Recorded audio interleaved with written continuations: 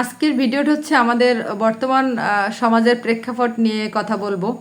সেটা হচ্ছে যখন একটা ছেলে আর একটা মেয়ের যখন বিয়ের ব্যবস্থা করা হয়, পরিবার থেকে করা হয় যখন, তখন দেখা হয় যে ছেলের অর্থনৈতিক অবস্থা কেমন, সামাজিক অবস্থা কেমন, শিক্ষাগত যোগ্যতা কেমন।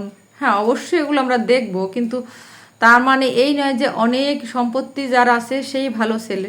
বিষয়টা কিন্তু এরকম না। শিক্ষাগত যোগ্যতা অবশ্যই আমরা পরিমাপ করে দেখবো যে কত দূর তার শিক্ষাগত যোগ্যতা আছে, সে কোন কর্মটা করে, সেটা কি ভালো কি না। ওই মেয়ের পক্ষ অবশ্যই সেটা দেখবে, কিন্তু মেয়ের পক্ষ সব থেকে যেটা বেশি দেখে সেটা হচ্ছে ছেলের অর্থনৈতিক অবস্থা কেমন। আসলে এইটা আমার কাছে একটু কেমন যেন লাগে। ছেলের শুধু অর্থনৈতিক অবস্থা ভালো দেখে বিয়ে দিলেন, আপনার মেয়েটাকে আপনি অনেক ভালোবাসেন, অবশ্যই তার সারা জীবনের নিশ্চয়তার দায়িত্ব যে নিতে পারবে তার হাতেই দিবেন, সেটা খুবই ভালো কথা। কিন্তু আপনার পরিবারের সাথে অ্যাডজাস্ট না হয় এরকম পরিবারের সাথে কখনোই আপনারা আপনাদের মেয়ে বিয়ে দিবেন না। সেখানে আসলে আপনাদের সঠিক যে সম্মানটুকু সেটুকু পাবে না, ওই মেয়ে পাবে না, এবং মেয়ের যে বাবা মা তারাও কিন্তু আসলে সেই উপযুক্ত সম্মানটুকু পায় না। আমি অনেক অনেক জনের কাছে শুনেছি, বা অনেক আমার জীবনের অভিজ্ঞতা থেকে আমি দেখেছি যে মেয়ের বাবা মা যদি ছেলের শ্বশুর বাড়িতে যায় সেখানে ন্যূনতম সম্মানটুকুও পায় না, এবং ওই পরিবারের সাথে অ্যাডজাস্ট করতে তাদের আসলে হিমশিম খেতে হয়। তাদের তাদের নিজেদের সামর্থ্যের বাইরে গিয়েও তাদেরকে ওই পরিবারের সাথে অ্যাডজাস্ট করতে অনেক রকম টাকা পয়সা খরচ করতে হয়। বিভিন্ন অনুষ্ঠানে তারা যেভাবে চায় সেভাবেই তাদেরকে দিতে হয়, যেগুলো আসলে মেয়ের বাবার সামর্থ্য না থাকলেও দিতে হয়।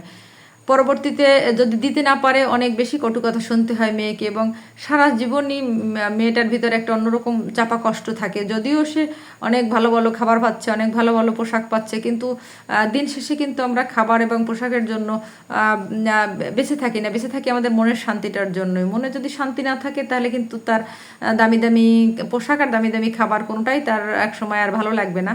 এজন্য যার যেমন মেয়ের পরিবার যেমন তেমনই ছেলের পরিবার যদি হয় তাহলে অনেক বেশি ভালো হয়। কিন্তু আমাদের সমাজে আমি কয়েকদিন আগে আমার একজন পরিচিত জনের সঙ্গে আমি এই বিষয়টা, উনি ওনার একটা রিলেটিভের বিয়ে হবে, সেই বিয়েটা নিয়ে উনি আমার সঙ্গে আলোচনা করছিল। তখন থেকে আমার মাথায় ঘুরপাক খাচ্ছে যে এটা নিয়ে আমি একটা ভিডিও বানাবো।